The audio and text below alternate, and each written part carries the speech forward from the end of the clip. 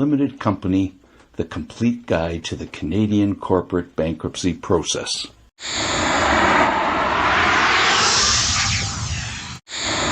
So the first step is for the directors to meet with the trustee to explain the corporate financial position and look at the options available to the company and its directors.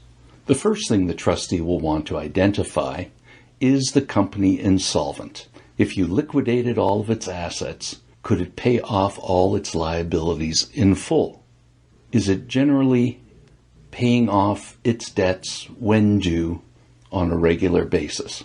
If not, then the company is insolvent. If it is able to pay its debts, and if its assets are worth at least as much as the liabilities, then it is not insolvent. So let's first look at the aspect of the business not being insolvent. The next question is the business viable?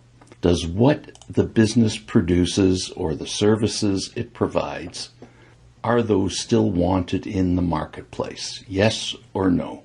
If not, one thing to look at is there someone else with other business lines that you could sell your business to and it would fit in neatly in some form of integration so that all of a sudden it makes your standalone business that is not viable, viable. Keep in mind that it is a solvent business. If it can't be sold, then you could always look at a statutory liquidation.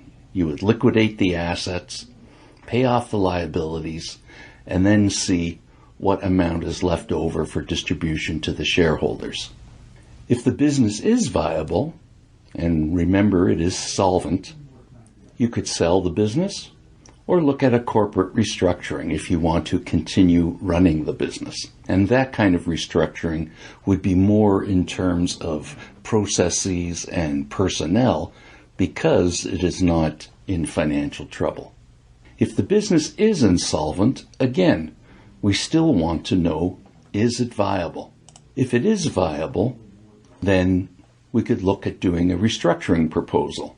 After the company is restructured, then we could either keep running it or look to sell it. If it is not viable and it is insolvent, then there's not a lot that can be done. The business is unhealthy financially, and the marketplace no longer wants the products or services this business provides. Therefore, we're looking at either receivership or bankruptcy. Since the topic is how you bankrupt a limited company, we will focus on the bankruptcy process. So in the bankruptcy, the trustee prepares the necessary documentation. A meeting of directors has to be called for the directors to resolve that the company should file an assignment in bankruptcy and appoint one of the directors to be the designated officer in the bankruptcy administration. That's the person who has knowledge of the affairs of the company, who will be signing the bankruptcy documentation, and who will be attending the first meeting of creditors as a representative of the company. The trustee would either attend the meeting and prepare the minutes, or the minutes would be prepared by the directors and provided to the trustee.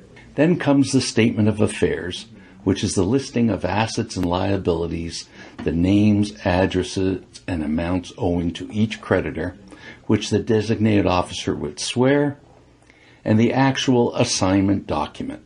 The trustee then files that documentation electronically with the superintendent of bankruptcy, and the local office of the superintendent of bankruptcy would then issue a certificate indicating that the company is now bankrupt and that the trustee is appointed. That is the moment when the bankruptcy actually occurs and the bankruptcy administration begins. So in the bankruptcy administration, the trustee has several responsibilities. The trustee has to deal with the assets. The trustee has to first determine, are the assets subject to the security of a lender? And is that lender's security good and valid? If all of the assets are encumbered, then the trustee would not take steps to deal with the secured creditor's assets unless the secured creditor specifically requests the trustee to do so, or appoints the trustee to deal with the assets. So let's just take the case where the trustee is dealing with the assets either because they're not encumbered or because the secured creditor asked the trustee to deal with them. The trustee needs to make sure that the assets are physically safeguarded, that they're properly insured, and that the trustee has performed an inventory of what those assets are. Then the trustee has to determine how is it going to sell those assets.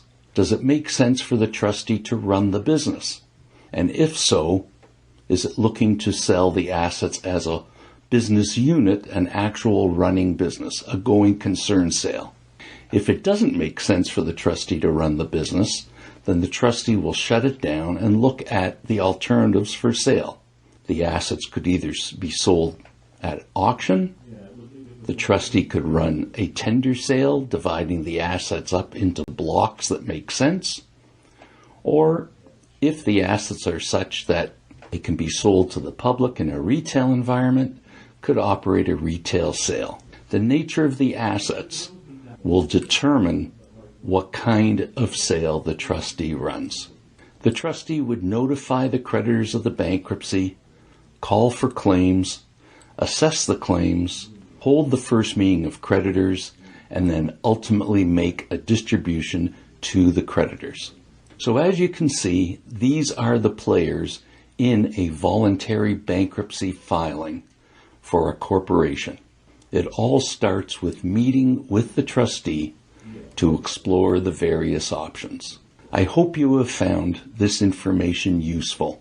If you have any questions, please feel free to contact us at any time. Our contact details are coming up right now.